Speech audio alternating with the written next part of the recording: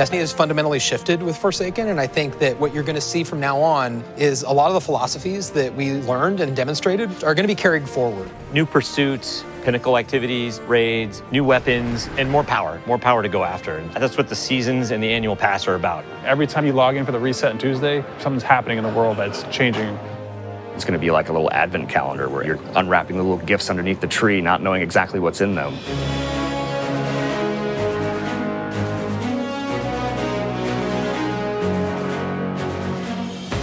We're not trying to do DLCs anymore. We're not trying to introduce a brand new campaign. Instead, what we want to do is deliver 3 full seasons of content that can last for an entire year and that is coupled with the end game and matches the way players play Destiny.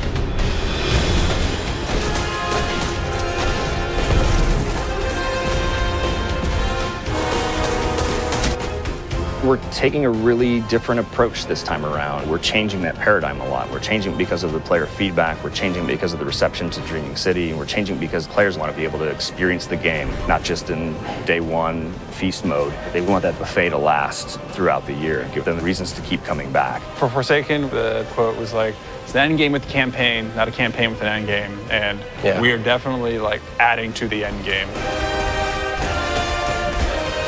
Seasons are really about having content that is available for all players. It's Iron Banner, Crucible, holiday events. But Annual Pass is about having this additional layer of premium content on top of that. The most exciting Destiny is that kind of unexpected Destiny. That is so cool. They like open up portals. We had secrets in Forsaken, and now we want to do more secrets. But we can't talk about those, otherwise it wouldn't be that anymore. So the nature of trying to surprise people is that sometimes you're going to land things and sometimes you're not. The Forsaken Annual Pass is about continuing to like take those chances and take those risks and trying to surprise people with the different ways that we're going to deliver content. Dude, this is awesome. It's tasty, nutritious, and delicious. It is dead taken. Whisper of the worm. Heck yeah. Woo, baby. I'm not at 600 yet. I don't know if you are, Nope, but like 580. 580. Yeah, 564, I think. He went on vacation. I went on for a week. vacation, It's fine. so Every season, we are going to be raising the power cap by 50 for all Forsaken owners. They're still going to get new gear. They're going to get to raise their power to improve their Guardian. For the Annual Pass, we want to provide a new way for you to pursue the end game. So in Season of the Forge, that's going to be the new Black Armory forges and a new Horde mode-based experience.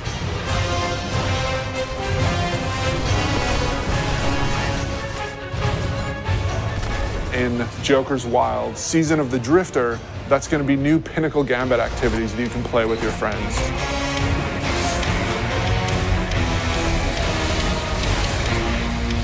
And then in Season 7, the focus is really on discovery and subversion and exciting new secrets that we can't wait for players to discover themselves. But the Annual Pass really starts going in earnest in December. That's going to be when you're going to discover the Black Armory. You are not welcome here, Guardian. Ada is representing the Black Armory, a faction that you've never heard of before. The Black Armory is all about mystery. They're all about being the ultimate weapon crafters. Ada has been keeping the secrets of the Black Armory since the Golden Age, trying to keep them away from prying eyes of the Vanguard. Keep them away from the prying eyes of the Vanguard. She doesn't really trust Guardians, but some of the secrets have been lost even to her. She needs you to go out into the world and hunt down each forge. Reclaim it, reignite it, and build out the arsenal even further. You will have to push back waves of enemies so that you can actually get your components into the forge and manufacture your weapon yourself. You're the blacksmith, and you are forging those weapons. Yeah. Like sci-fi meets magic.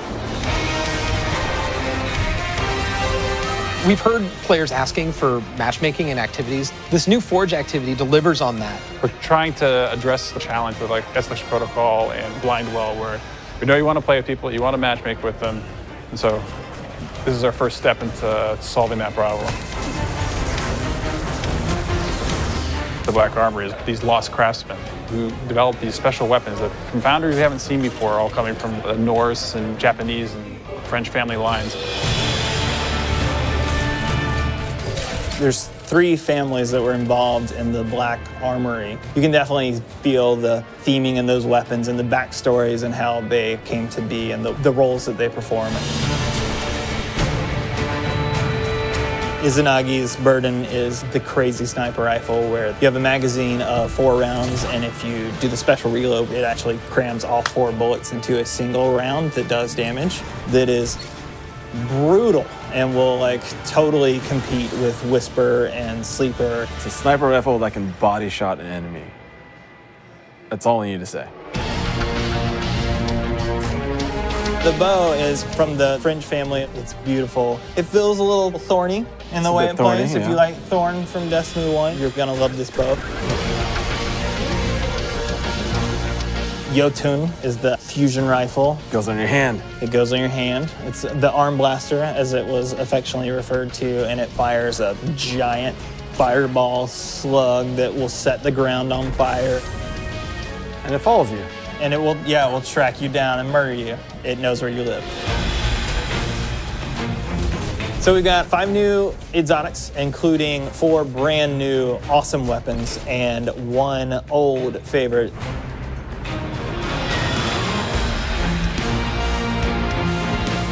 We have new legendaries, including the returning archetype of the machine gun.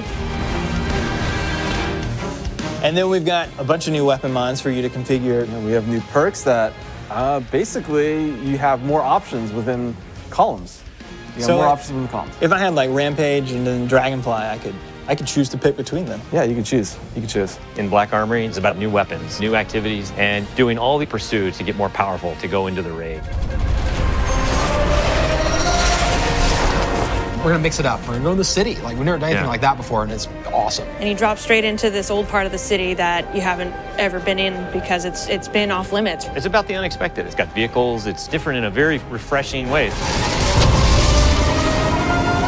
It's a throwback to Wrath of the Machine style combat. It's much more focused on high action, high adrenaline. Keep the throttle pegged. That would be my my advice.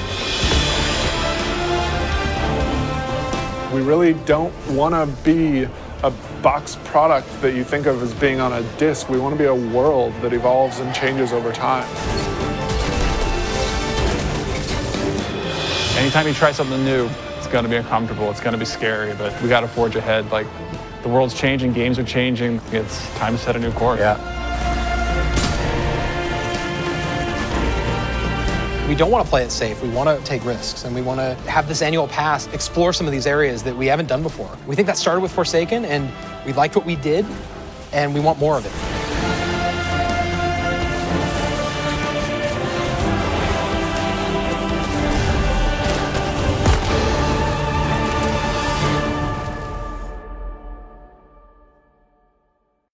Today's station.